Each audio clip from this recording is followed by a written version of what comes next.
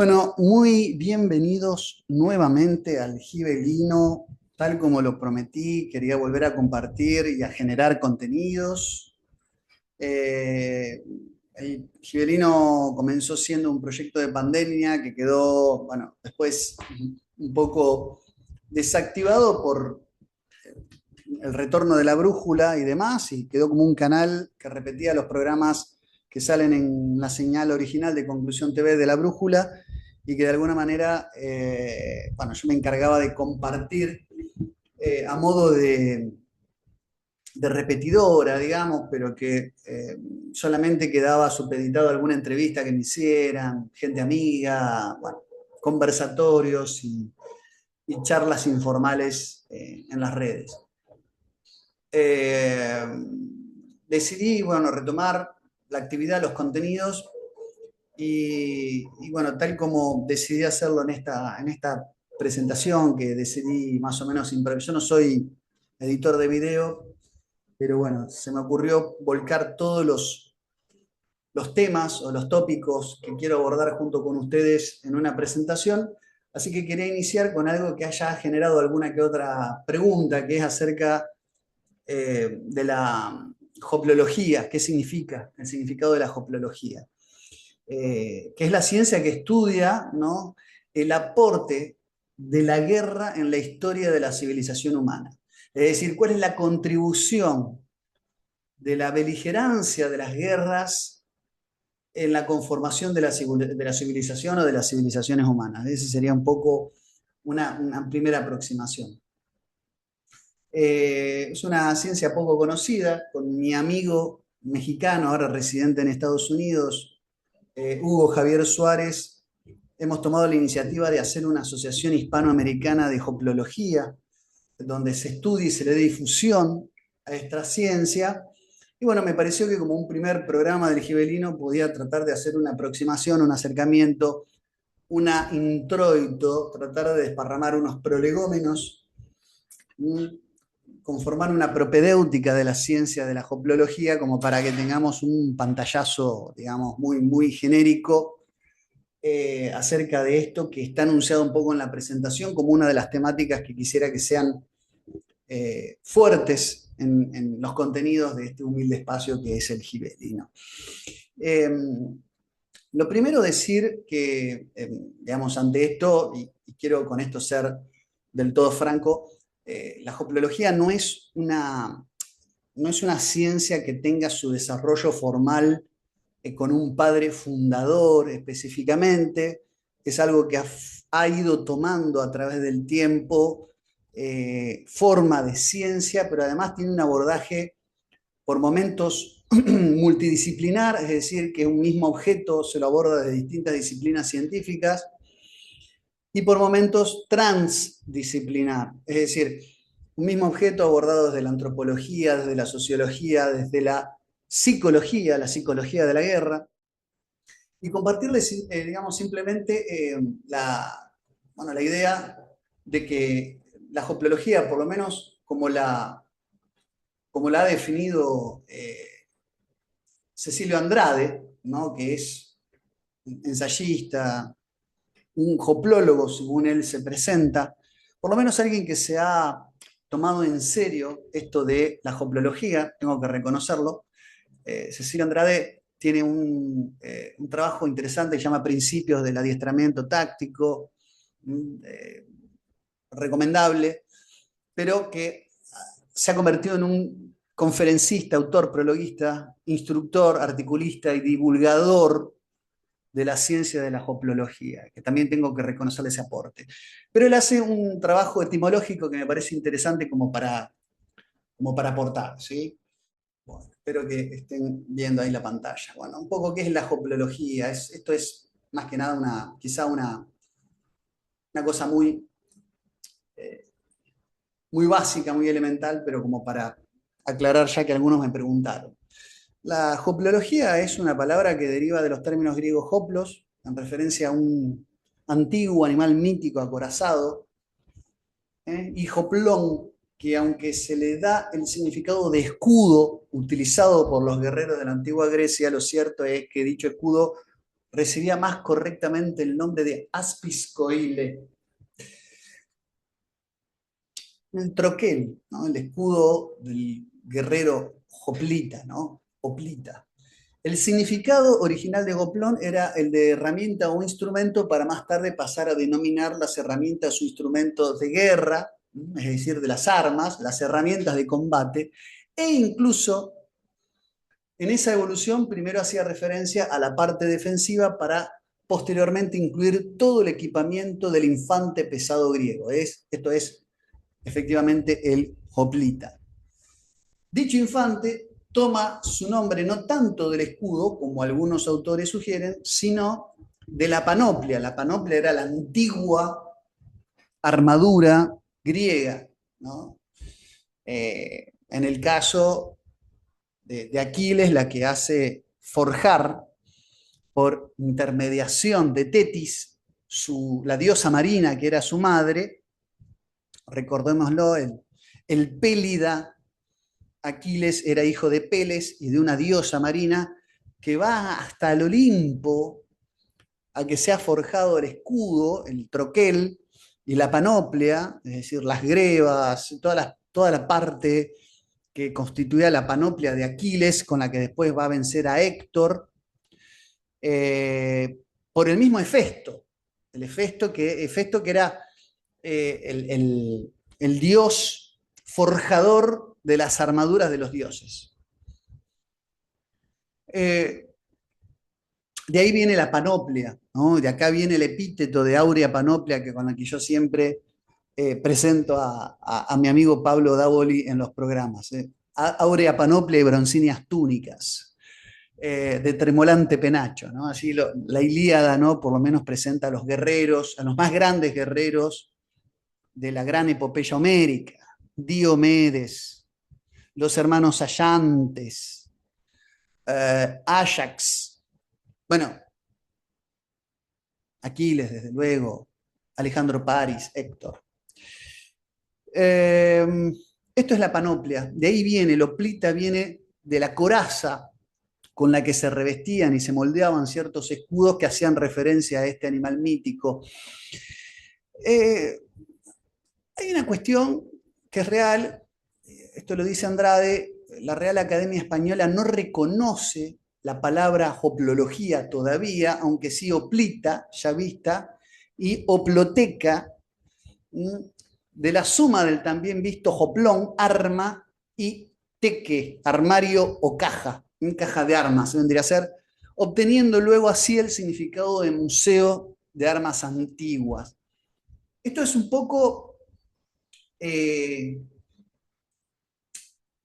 por así decirlo, el significado etimológico de lo que es la hoplología, perdón. Esto es lo que sería la hoplología en términos de dónde viene la filología y la etimología de la palabra.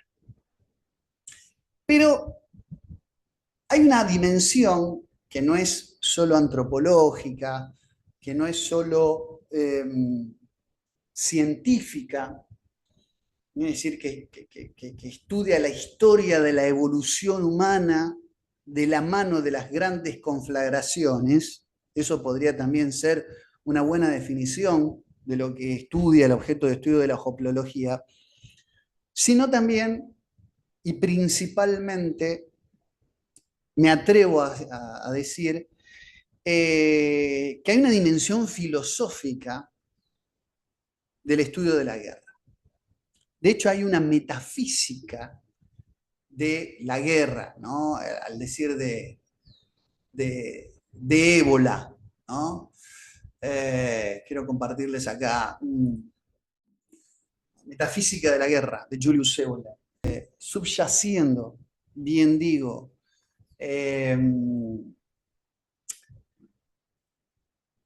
a la guerra existe una metafísica, una idea trascendente que define al hombre, ¿no? Una metafísica, una filosofía de la guerra. El Bhagavad Gita es este famoso diálogo entre el Kshatriya, ¿no? el Kshatriya, el guerrero indoario, Arjuna, con Brahma. Es un diálogo de un guerrero sobre el fundamento de la guerra, donde Arjuna cuestiona por qué tiene que matar a sus amigos, por qué tiene que matar a sus seres queridos en la guerra, y cómo ahí tiene que forjar su propio destino, a través de la cual, ¿no? Eh, Brahma, la deidad, le da toda una enseñanza filosófica. Es decir, es la porción del Mahabharata en la que se establece una ética y una metafísica en un escenario de combate. Del mismo modo que la Ilíada de Homero era la Biblia de los griegos. ¿Por qué? Porque la moral en las tradiciones indoeuropeas venía de la mano del ejemplo heroico y no de los preceptos de la ley como en las tradiciones semítico-hebraicas. Si para las tradiciones semítico-hebraicas la moral viene de la voluntad de Dios traducida en ley, las tablas de la ley. La voz de Dios que se convierte en norma. Para la tradición indoeuropea, el acto heroico, el ejemplo imitativo del héroe, es lo que indicaba la ruta del correcto hacer, ¿no? Y del correcto obrar. Grosso modo, ¿no? Grosso modo. Por eso, lo que quería transmitir es que existe, además de una ciencia de la hoplología, una metafísica hoplológica. Una metafísica hoplológica. ¿Qué es lo que estudia la hoplología? Vuelvo a compartir acá.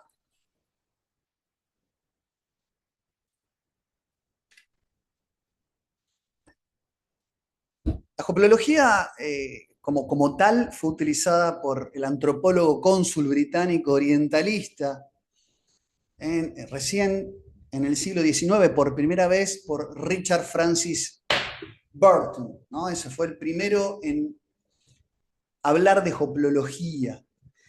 Pero va a tener que pasar un siglo para que en la segunda mitad del siglo XX, Donald Dreger, más conocido como Don Dreger, un ex marín que se radicó en Japón y estudió las artes marciales japonesas principalmente, que se convirtió en un erudito de las artes marciales, además de un gran practicante de las mismas.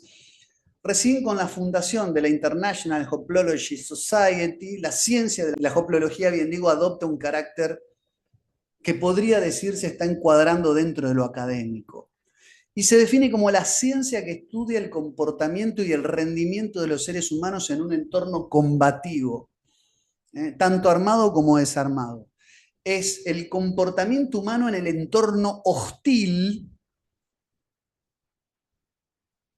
en el entorno inhóspito, brindado por la guerra. No es cualquier entorno inhóspito, es el entorno inhóspito brindado por las guerras. Y parte de tres principios o tres axiomas, esto volvemos a lo de Andrade, que me parece interesante. Primero, que el comportamiento combativo humano está inextricablemente unido a la evolución humana. Es decir, no se puede entender en realidad los procesos civilizatorios sin entender que todo aquello que la guerra brinda, ofrece, incluso en el acto de destrucción mismo, incluso en todo aquello que la guerra, que es muchísimo, tiene de negativo, genera una enseñanza y vamos a llamarlo así, un aprendizaje. Y en ese aprendizaje el hombre forja, configura y consolida el tiempo de paz. Es decir, la guerra, sin caer en una dialéctica histórica caprichosa, pero es verdad que la guerra sirve para fijar los términos y condiciones digamos, de los tiempos de paz. Sirve la guerra para fijar los términos y condiciones de los tiempos de paz. El segundo axioma es que los humanos exhiben dos tipos de agresión. Una afectiva y depredadora, es decir, que son como si fuera dos caras de una misma moneda, porque es agresión en sí misma, pero no son de la misma naturaleza, y ambas formas han evolucionado de diferentes necesidades relacionadas con la supervivencia del hombre como animal social grupal y como animal cazador. La constitución del hombre, esto es interesante para los veganistas, es la de un ser naturalmente inclinado a la depredación, es decir, tenemos más en común con el tigre y con el lobo que con la vaca y el antílope, que tienen los ojos laterales para mirar hacia atrás y ver quién te ataca, quién te acecha, que se defienden o con sus cornamentas o con las patas traseras, que comen pasturas, etc. Nosotros estamos del lado, si hiciéramos caso, ¿no?, a las teorías evolucionistas, estaríamos del lado de los homínidos avanzados que atacan, que tienen dientes caninos para desgarrar la carne y que matan para sobrevivir. Estaríamos de ese lado, si hiciéramos dos grandes agrupaciones. No estaríamos del lado, ¿no?, de la vaca o del ñu. Estaríamos del lado del tigre, del león, del felino del sabueso. En ese sentido, ¿no?, me estoy refiriendo. La evolución del comportamiento combativo humano, a su vez, está ligado al uso de las armas y viceversa. Es decir, así como ciertos animales han desarrollado la garra o el colmillo para defenderse o para atacar, el hombre ha desarrollado su inteligencia. Es lo que lo ha mantenido en vida, es lo que nos convierte en una especie no extinta, superviviente, y a partir de lo cual nosotros podemos decir somos seres predadores o depredadores, que no es exactamente lo mismo. A través del arma, de la evolución del arma. Evolución del arma que encierra algunas problemáticas, sobre todo de las armas modernas, las armas de destrucción masiva, ni hablar, pero que encierra una problemática que es lo que quiero yo en el transcurso de varios programas compartir con ustedes y desarrollar desde el gibelino, sobre las modificaciones que hay en cómo se da la guerra a través de la historia y las implicancias que tienen los cambios en la tecnología de la guerra. Las distintas generaciones, primera, segunda, tercera generación, las guerras híbridas, todo lo que se habla acerca de cómo ha evolucionado, cómo se ha modificado el arte de la guerra, que ha dejado en muchos sentidos de ser arte para convertirse en mera y frívola técnica, ¿no? Es decir, la tecnocracia sanguinaria de la guerra moderna. Pero bueno, eso es uno de los tópicos que dentro de la hoplología quisiera que podamos desarrollar en el transcurso de una serie de programas. Pero como primera aproximación, lo que simplemente quería compartirles es la idea de la guerra como una filosofía de la existencia, una filosofía existencialista, es decir, el hombre, el guerrero, el etos guerrero, el código de conducta del guerrero, implica una estrechez, un acercamiento, una cercanía con la muerte. Somos seres para la muerte, según Heidegger, el gran filósofo que desarrolló en el siglo XX este concepto. primero de una existencia arrojada, de un Dasein, un ser ahí, volcado en el mundo, que lo único que tiene como certero es su propia muerte. Y además con un gran problema. Es decir, el ser humano es consciente de su muerte. Es decir, los animales pueden tener un instinto de supervivencia, pueden entender la acechanza de alguna alimaña predadora, pero no es que conviven como el hombre provisto de una conciencia, meditando sobre su destino final, que es la muerte. Y el hombre tiene que convivir sabiendo que va a morir. El problema, el punto de partida, el punto de inflexión de la metafísica de la guerra está en que el guerrero tiene que estar preparado para morir. Y en esa preparación, en esa preparatio veritatis, en esa preparación para la verdad, que es el hecho de que va a morir, la certeza de que va a morir, se encuentra con un juego doble acerca de la realidad de lo que la muerte es. Y la muerte, ante todo, podemos decir que es la mayor de las certezas. En el sentido de que la muerte es una certeza.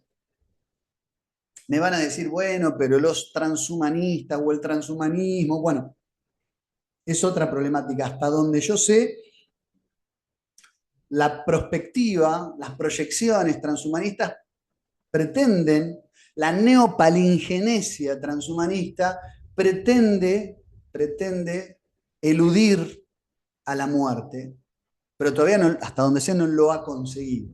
Es un tema, por supuesto, válido y tomo nota para desarrollar, pero en principio partimos de la idea de que la muerte es la mayor de todas las certezas. Por eso la filosofía existencialista, por lo menos de corte fenomenológico heideggeriano, parte de un punto de vista angustioso en el cual se encuentra el hombre, que es consciente de que se va a morir. Tenemos una certeza.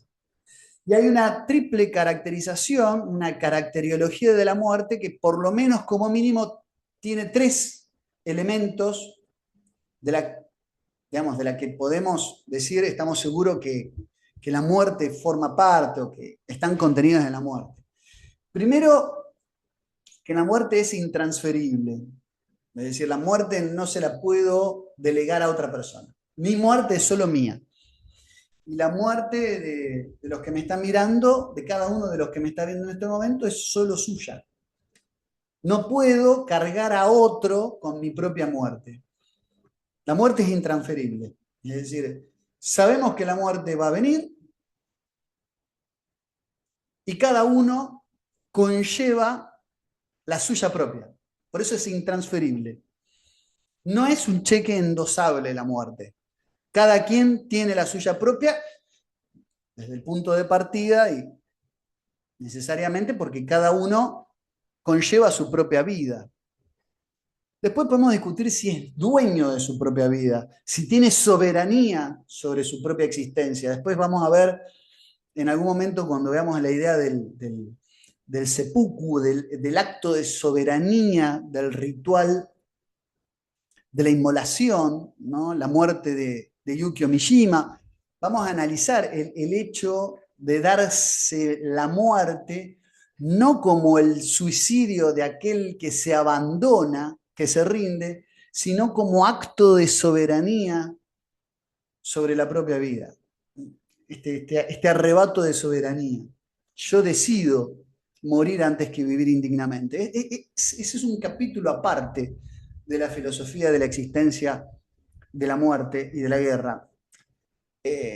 Pero podemos decir en principio que la muerte es intransferible. La muerte es ineluctable. Esto significa es contra ella nada podemos hacer. El guerrero sabe que al abrazar la guerra encuentra la muerte, la busca y la desea, pero no la desea en el carácter temerario del que de manera torpe y atolondrada, tiene desprecio por su propia existencia, aquel que en el arrebato de la guerra infravalora su existencia buscando la muerte, sino el hecho de que entienda la vida como un valor relativo. Sus ideales están por encima de su vida y por eso decide ponerla en riesgo, ¿no? Y es ineluctable la muerte. Nadie sabe cómo ni cuándo. Puedo tener certezas de que me voy a morir, no tengo suficientes certezas de cómo y cuándo me voy a morir. En la guerra, ¿no? Nos enfrentamos a la muerte a manos de otros. Ahí después vamos a ir esta idea del vitalismo de la guerra. Pero en principio la guerra también tiene una segunda característica que es, perdón, la muerte tiene una segunda característica que es ineluctable. Y por último, esto es interesante, la muerte no refiere más que a sí misma. Esto es maravilloso. Esto implica una dimensión semiológica, una semiótica de la guerra. Acá hay un capítulo que es la semiótica de la guerra. ¿Qué significa la semiótica de la guerra? Que en términos simbólicos, en términos de lo que es los procesos de significación, de construcción y creación de sentidos, hay cosas que pueden significar la muerte. Pero la muerte no significa más que aquello mismo que lo que es. Por ejemplo, el color negro puede representar a la muerte. El color negro representa, dices, a la muerte, ¿no? El luto. La persona que de luto se viste de negro. La bandera a media asta puede representar la muerte.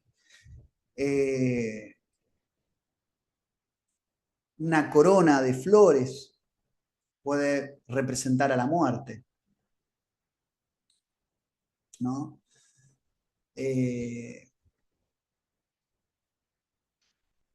La cruz, en el obituario de un periódico, la cruz puede representar la muerte de alguien que ha abrazado la fe cristiana, pero representa que la muerte.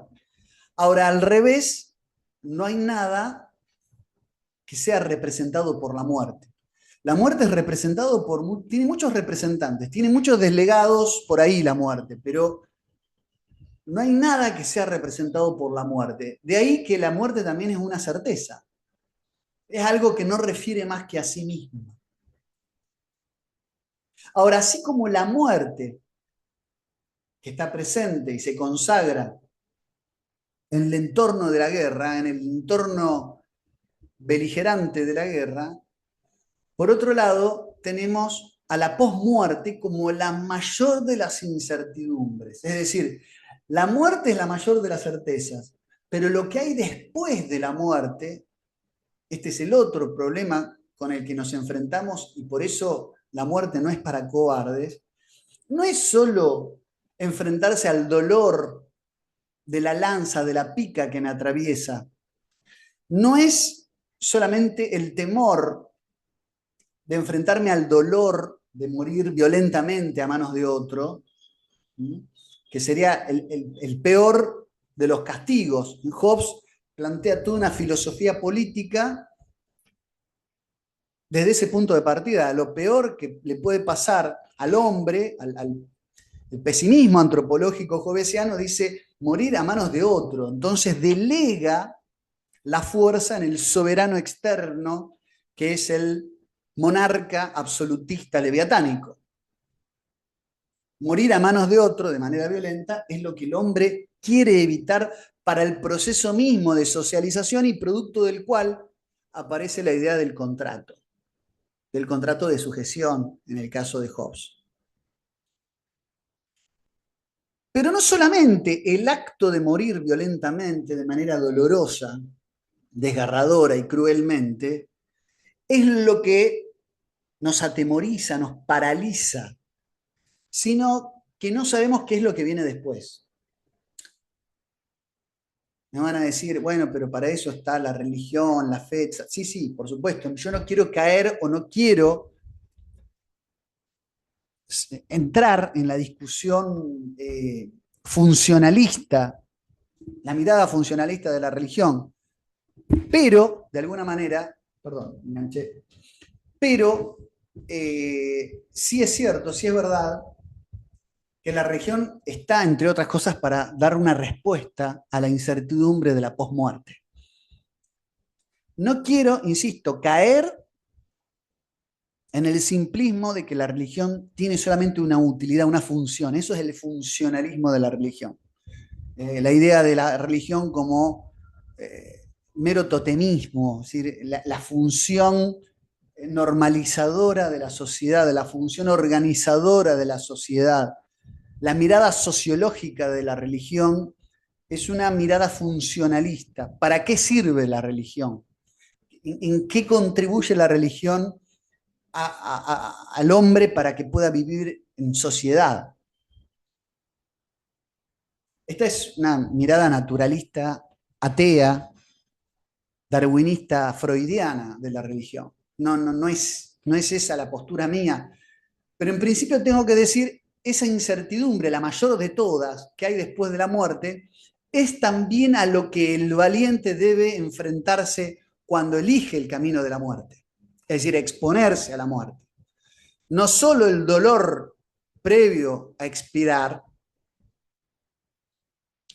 sino la incertidumbre de en qué consiste lo que viene después, ¿no? La eternidad.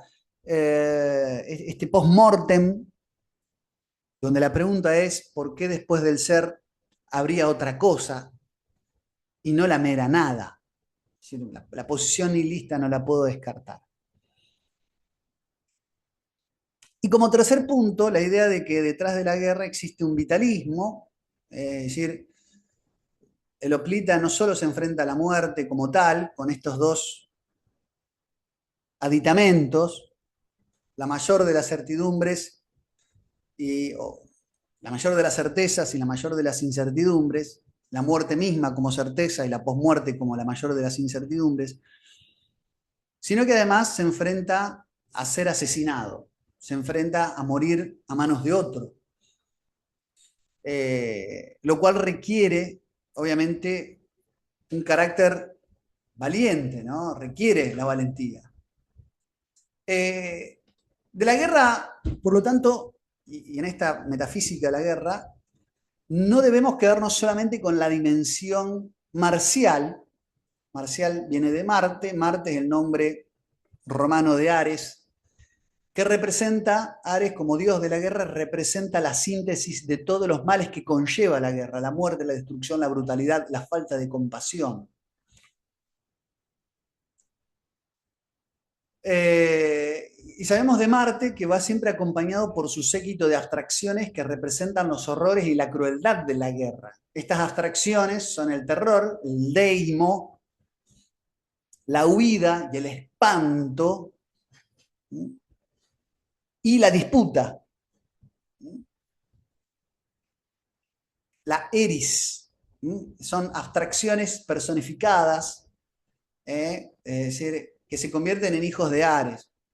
De hecho, el astrónomo norteamericano Hall, en agosto de 1877, cuando descubre el satélite, la luna, la satélite natural, la luna de Marte, le pone Fobo, de ahí viene la palabra fobia, porque es este cuerpo celeste que está en una órbita de más de 6.000 kilómetros de distancia de Marte, pero que temeroso de la ira de su padre, en algún momento va a estrellarse con él. O sea, entiendo que hay una serie de ponderaciones que dicen que este planeta en realidad es un satélite, no es un planeta, Fobo, en determinado momento va a entrar en colisión con el propio Marte. y es por eso que está temeroso, de ahí el espanto, la huida y el temor, como un hijo de Ares. Bueno, dejo de compartir un segundo. Por lo siguiente, todo esto que acabamos de compartir, de reflexionar acerca de la muerte, que se funda en la metafísica de la guerra, ha sido expresado de la mejor manera en un libro de Julius Evola que se llama La metafísica de la guerra, donde Evola eh, nos explica qué de la guerra, que no es ese carácter brutal, violento, representado, insisto, por las características que adquiere el dios Ares, el dios de la guerra, del dios olímpico, hijo de Zeus y Hera. ¿Qué es lo que de la guerra podemos sostener que fortalece, vivifica y dignifica al guerrero, el etos guerrero que en él subyace?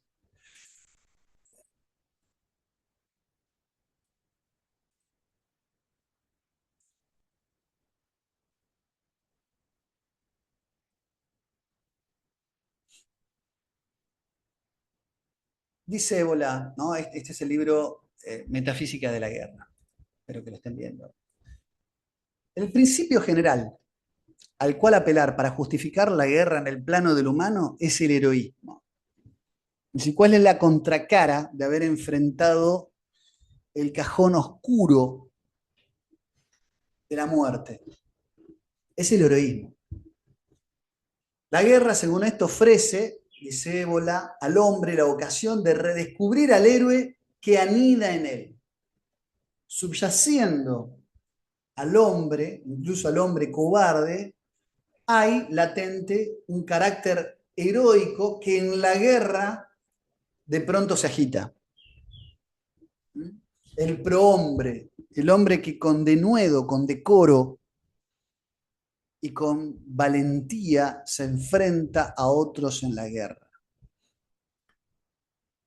Rompe la rutina de la vida cómoda, es decir, la guerra nos saca de la comodidad del sillón, del sofá, y a través de las más duras pruebas favorece un conocimiento transfigurante de la vida en función de la muerte. Acá aparece la muerte que resignifica a la vida. Acá aparece a la muerte dándole un sentido a la vida que en el héroe se puede convertir en inmortalidad. Solo en el héroe, en el camino del héroe, en el descubrimiento iniciático del héroe que se arriesga, en Sigfrido enfrentando, entrando a la cueva del dragón, enfrentando a Fafnir, Jasón frente a la serpiente que te hipnotiza, Ulises, Odiseo, enfrentándose a Polifemo, el monstruoso cíclope, Perseo, venciendo a la Gorgona para matar al Kraken, venciendo el temor a la muerte y aquello que vendrá en la mayor de las incertidumbres de la posmuerte, es que pueden encontrar la inmortalidad de su nombre impreso en la memoria colectiva. El instante final en el cual un individuo debe comportarse como un héroe es el último de su vida terrestre y pesa infinitamente más en la balanza que toda su existencia vivida monótonamente en la agitación incesante de las ciudades. Esto es lo que compensa en términos espirituales los aspectos negativos y destructivos de la guerra que el paternalismo pacifista, el irenismo, que constituye una herejía cristiana, esto de mirar, no comprometerse, mirar con pasividad, incluso contemplar la injusticia, pero por la búsqueda de la paz y de no confrontar, incluso estoy dispuesto a sacrificar la verdad. Esa monotonía de la paz es lo que con la guerra se interrumpe, se agita y se muestra. En la situación de excepción y en la situación más extrema es donde se forja el carácter del héroe y es donde se distingue el hombre digno y del hombre ignominioso. Se distingue al hombre digno del hombre ignominioso, del hombre no merecedor, ¿no?, del respeto y de la honra. Entonces, esto es lo que compensa en términos espirituales los aspectos negativos y destructivos de la guerra. Esto que decíamos que representa Ares, la crueldad, el salvajismo. Para Ébola hay una balanza y una suerte de contrapeso. Si es verdad que en la guerra hay crueldad, pero no todo en la guerra es negativo. La guerra pone de manifiesto las miserias más profundas del hombre, pero al mismo tiempo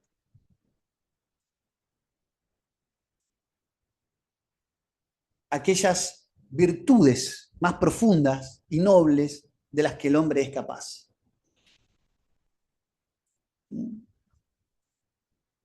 La guerra, estableciendo y realizando la relatividad de la vida humana, estableciendo y realizando también el derecho de un más allá de la vida, esta incertidumbre de la posmuerte, tiene siempre un valor antimaterialista y espiritual. Solo a través de la muerte en el entorno heroico que me brinda como oportunidad el escenario de la guerra, practico el verdadero y más profundo desapego. Esta es una metafísica filosófica del Hoplita. El guerrero que no piensa la vida desde la comodidad y el confort de la biblioteca, sino que entiende la vida desde el filo de la espada, que ha sido siempre el mensaje gibelino que hemos querido dar. Acá hay que formarnos, tenemos que tener biblioteca, tenemos que tener instrucción, pero la verdadera sabiduría está en el filo de la espada, ¿no? Es ese temple que de alguna manera nos proponemos transmitir en este humilde espacio, ¿no? Ese es el temple. Y esos valores y esas virtudes que aparecen de manifiesto, y con esto voy redondeando por hoy, se sintetizan de muchas maneras, pero me parece de una manera bastante óptima en las virtudes del bullido, es decir, las virtudes del samurái. El bullido es el camino del bushi, del guerrero japonés, del guerrero samurái. Que contempla, esperen que se me cerró acá, que contempla un sinnúmero de posibilidades a ser destacadas, pero entre las cuales está, por empezar, estas 7, las que conforman. Vuelvo a compartirles un segundo acá, algo más, y ya. La justicia, la rectitud, ¿no? La idea de, en el carácter heroico, vivificado y agitado por la guerra, podemos tener verdadera sed de justicia, ¿no? El coraje, como ya dijimos, solo el valiente, la valentía está dada por el temor intrínseco que lo plita, que el guerrero tiene al momento de enfrentarse a su oponente.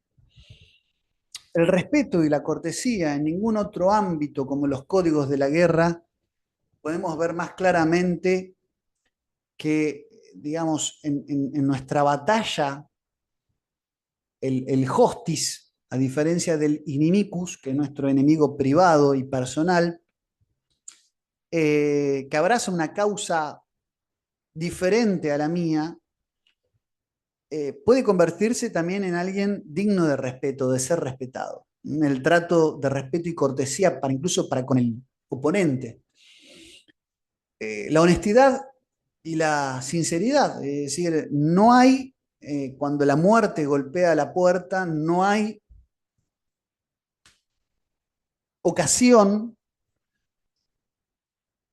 para el cinismo.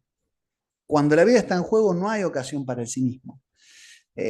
Solo en el ámbito de los códigos de guerra, de los códigos castrenses, en los momentos de mayor, y yo siempre pienso en Malvinas, ¿no? Nuestros héroes de Malvinas, siempre aquellos que han estado al borde de la muerte han tenido la necesidad de reavivar y de vivificar la honestidad y la sinceridad, la frontalidad. Ser auténtico, la autenticidad. Desde luego el honor y la lealtad. Son los códigos de nobleza, la honorabilidad y la lealtad necesarias para enfrentarse, digamos, a la guerra, necesarias en todo momento para lograr no solamente la victoria en batalla, sino también la superación personal. Entonces, estos siete principios resumen de manera bastante, a mi criterio, acabada y bastante de manera simple lo que la guerra como algo, es decir, que es indeseable en sí misma, puede y debe resignificar. En el escenario de la guerra, en la hostilidad del escenario de la guerra, también el hombre es capaz de las cosas más sublimes. Esa es la metafísica de la guerra que recupera Julius Evola, esa es la metafísica de la guerra que conforma un capítulo dentro de la filosofía hoplológica que propone el gibelinismo, sobre el que vamos a volver, y que hoy quería presentar así como una mera introducción, es decir, los prolegómenos de esta ciencia desconocida y que del otro lado me preguntaban un poco de qué trata y qué es en definitiva. Les agradezco el tiempo dispensado para escucharme y nos reencontramos la próxima. Gracias.